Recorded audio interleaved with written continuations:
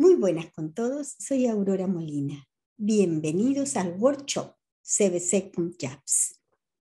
En esta primera sesión veremos algunas pautas generales, tanto de los principales conceptos de CBC como del uso del JAPS.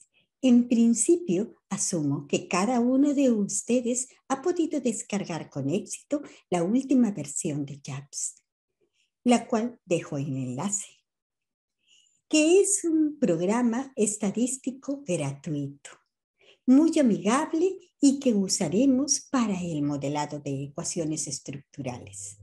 Básicamente, JAPS es la integración de la BAN en R.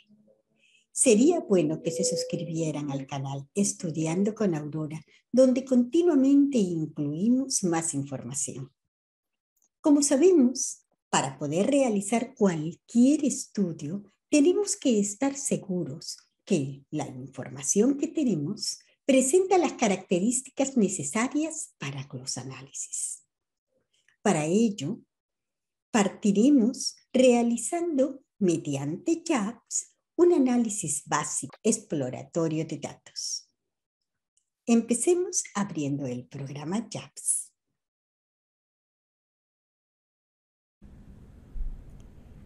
En la parte superior izquierda, sobre las 3 líneas azules, le damos clic en Abrir.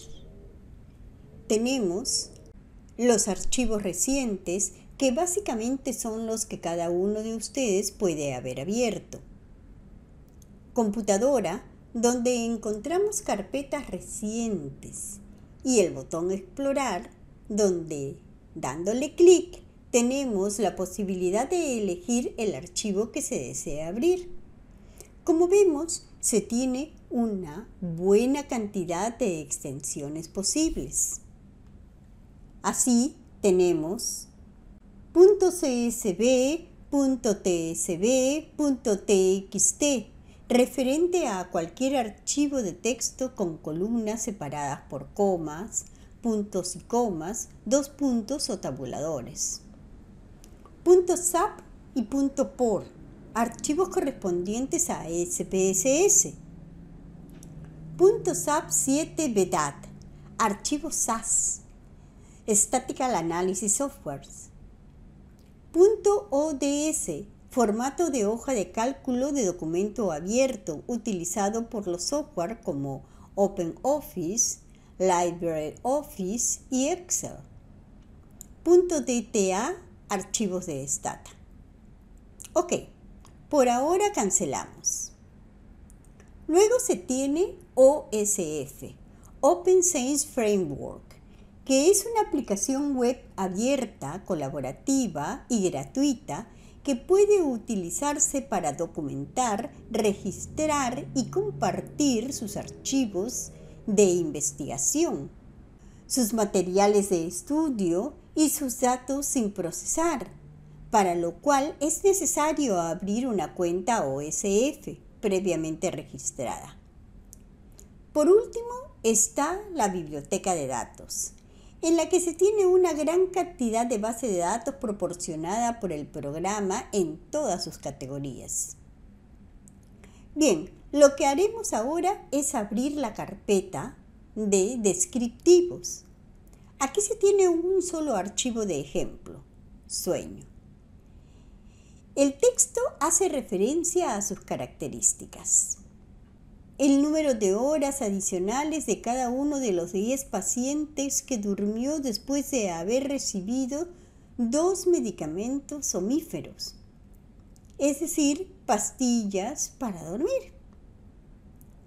El archivo JAPS de ejemplo demuestra el uso de las estadísticas descriptivas, conjunto de datos incluido en R.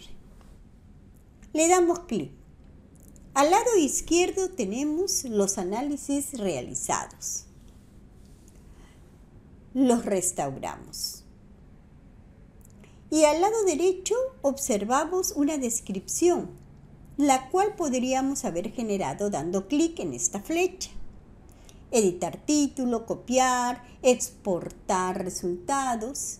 Bajo la línea está añadir nota, que evidentemente no está activa, por lo tanto ni siquiera casi la visualizamos, ya que existe una nota llamada description. Eliminar todo y refrescar. Dándole clic en el texto, podríamos modificar descripción. Este famoso conjunto de datos, sueño, proporciona el número de horas adicionales de 10 pacientes que durmieron después de haberles administrado 2 fármacos somníferos, es decir, pastillas para dormir. El conjunto de datos fue utilizado por estudiantes como por captores de artículos fundamentales. Luego dice variables. Extra, incremento del sueño en horas en relación con un fármaco de control. Grupo, tipo de fármacos de efectos soporífero. Nota, los datos están en formato extenso. A cada paciente se le han administrado tanto fármacos sopomíferos como un fármaco de control. ID, número de identificación de cada participante.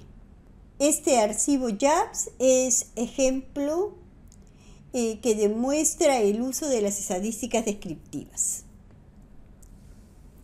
Y muestra las referencias. Bien, antes de continuar, revisemos la base de datos. Le damos clic a la flecha para desplazar los análisis y revisar la data. Observamos que solo tenemos 20 registros y 3 variables. Bueno, en realidad 2, ya que una es el ID. Extra está catalogada como continua o escala, como así la denomina JABS. Si damos clic en el símbolo, la reglita, se despliegan los tipos de variables, escalar, nominal y ordinal, lo cual podríamos modificar si fuera el caso. Las variables nominales y ordinales podemos darle clic y vemos los valores de la etiqueta y si se desea, incluiremos nombres en vez de códigos. 1 fármaco, 2 fármacos, creo que es así. Y vemos que inmediatamente se realizan los cambios. Este símbolo más es para poder incluir en la base de datos columnas calculadas mediante R o fórmulas. Dado que este archivo no incluye una base de datos externa, es posible crearla. Damos doble clic. Se abre una ventana con la opción de generar o buscar archivos de datos. Le damos a generar. Ubicamos dónde guardar. Llamémoslo dormir y guardamos como CSV.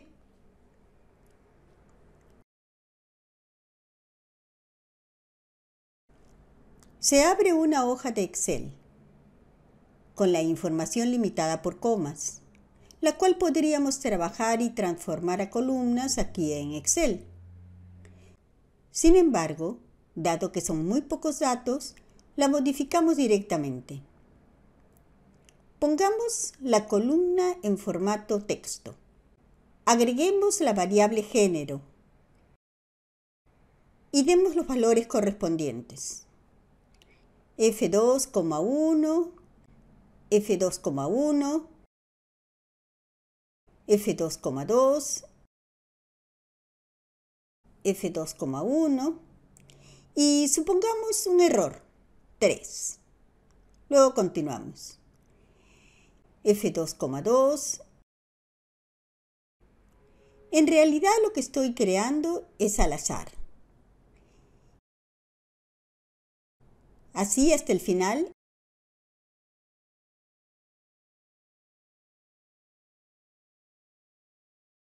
Y listo. Guardamos. Y como vemos en JABS, la base de datos ha incluido la variable género, pero ordinal, así que cambiémosla a nominal. Y al ver sus categorías, tenemos este 3, que como dijimos es un error. Y al no tener base suficiente para modificarlo, tendríamos que excluirla del análisis. Y lo podríamos hacer quitando este visto.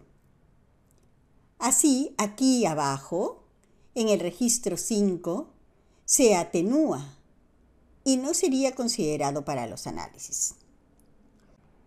Pero como tenemos tan poquitos datos, no lo hagamos y modifiquémoslo. Cerramos con esta X, volvemos a abrir el Excel y cambiamos ese 3 por un 1. Es arbitrario, ¿verdad? Guardamos y cerramos. Y voilà, se modificó correctamente. Solo faltaría, si deseamos no registrar las categorías como números, hacerlo con texto. Este 1 a masculino, M, y el 2 femenino, F. Ok, ahora analicemos los descriptivos. Volvamos a la ventana. En la zona de informes, al lado derecho, debajo del subtítulo Estadísticos descriptivos, hay una nota del autor, que dice: primero crearemos las estadísticas descriptivas divididas por grupos. Tipo de fármaco. Luego creamos la gráfica de los datos. Bien, hagámoslo entonces. Pasamos group a variables. Y si observamos en el recuadro, no existe ningún gráfico como si lo hay en división, en la cual se especifica el tipo de variables que pueden ser incluidas. Al no haber nada, es que puede colocarse cualquier variable. JABS nos permite calcular diferentes estadísticos de tendencia central, de dispersión, de distribución, incluso los percentiles y cuartiles. Por defecto arroja la media, la desviación estándar, el máximo y el mínimo. Dado que esta selección son generalmente para variables numéricas, inicialmente las quitaremos para poder trabajar con variables de tipo cualitativas, en cuyo caso la media no tiene ningún sentido calcularla. El rango, el máximo y el mínimo sí estaría bien. En cambio, la desviación estándar más bien sería para variables cuantitativas o variables de escala, como así la llama JABS. Ahora, si lo que queremos es analizar la variable grupo, deberíamos también ver la tabla de frecuencias. Podríamos incluso calcular la moda como tendencia central, que viene a ser 1, pues existe una A aquí muy chiquita, lo que quiere decir que tenemos más de una moda. Lógico, porque en la base de datos se ha distribuido de forma equitativa para cada tipo de fármaco. Bien, ahora hagamos un análisis dividido y utilicemos la variable género. Coloquémosla en división y podemos ver lo siguiente. ¿Qué tanto para hombres como para mujeres ha sido administrado cada fármaco? Lo podemos ver aquí en la tabla de frecuencias. La mayoría, la moda, los hombres, 5, fue administrado con un solo fármaco. Y las mujeres, 7, con 2. Asimismo, podríamos ver sus respectivos porcentajes. Esta es la información más básica a efectos de estadística descriptiva para una variable de tipo cualitativa. Podríamos analizar también un gráfico. Quitemos todo lo predeterminado. Podemos ver el gráfico de distribución, Veamos ahora una variable de tipo cuantitativa. Quitamos grupo y colocamos extra. También podríamos haberlo hecho con una variable de tipo ordinal en el caso la hubiera. ¿Qué podemos ver?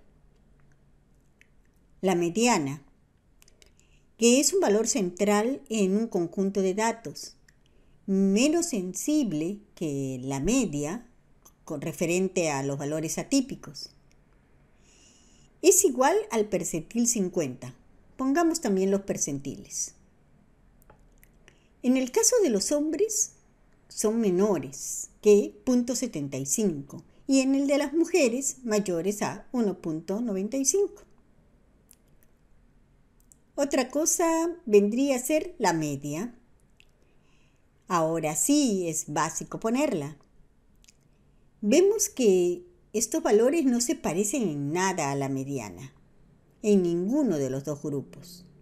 Las medidas de dispersión, aparte del rango, tenemos el intercuartil, el rango intercuartil, que es la diferencia entre el tercer y el primer cuartil.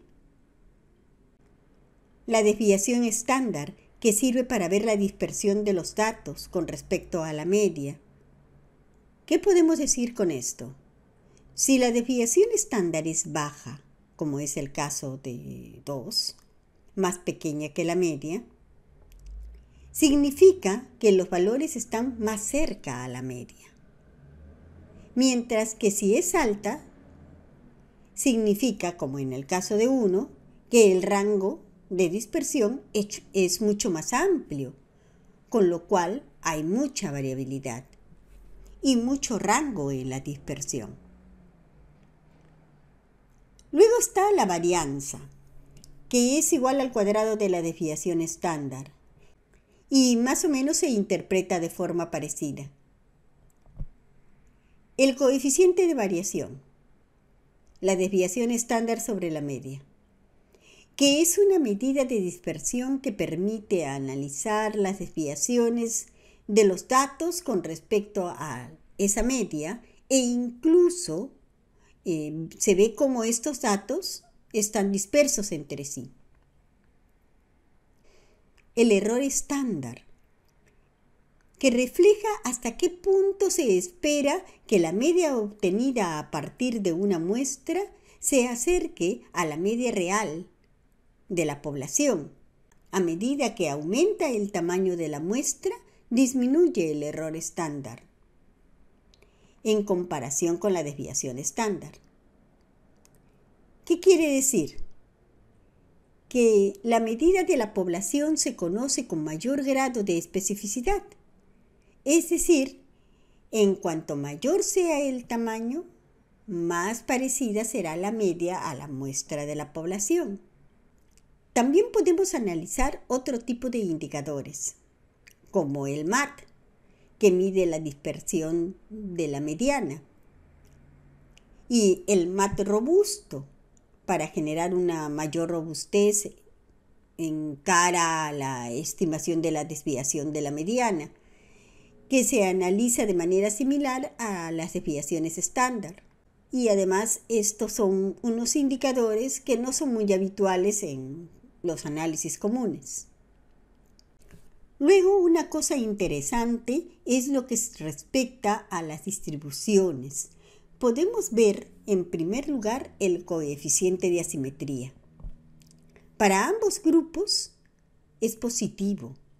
Significa que los valores, en este caso, se concentran a la izquierda de la distribución, es decir, a la izquierda de la media, y su cola se alarga hacia la derecha. Así la moda se sitúa a la izquierda de la media. Por tanto, es una distribución asimétrica, en cuyo caso no se asemeja a la normal, que esta es totalmente simétrica y en forma de campana. También podemos visualizar la kurtosis, que es el grado de concentración que presentan los valores de una variable alrededor de la zona central de la distribución de las frecuencias. Analizar la normalidad es muy interesante porque en muchos modelos, como por ejemplo cuando se trabaja con mínimos cuadrados ordinales, uno de los supuestos fundamentales es la exigencia de la normalidad. Entonces, mediante estos estadísticos, podemos comprobar si las variables siguen una distribución normal. Veamos la kurtosis. Observamos que en las mujeres es negativa, mientras que para los hombres positiva. El hecho de que sea negativa significa que la distribución es platicúrtica, es decir, el pico es más achatado que una distribución normal y las colas son más suaves y cortas. Mientras que cuando es positiva, significa que la distribución es lepticúrtica, presenta un pico más alto que la distribución normal y las colas son mucho más largas y pronunciadas. También podríamos analizar los errores estándar, tanto de la asimetría como de la kurtosis, e incluso podríamos ver el test de Shapiro-Wilk. Ahora, con respecto a los gráficos, en el histograma podemos analizar la densidad que evidentemente podemos observar que no se parece mucho a una distribución normal, que ya lo confirmamos. También lo podríamos verificar mediante el QQ-plot y podemos ver que si todos estos puntitos estuvieran sobre la línea, significaría que la variable sigue una distribución normal. Como vemos, en estos casos no ocurre esto. Por tanto, no es normal. Ok. En esta flechita podríamos copiar absolutamente todos los resultados obtenidos, tanto tablas como gráficas, y pegarlos en un Word. Así podríamos tener listo para redactar un buen informe.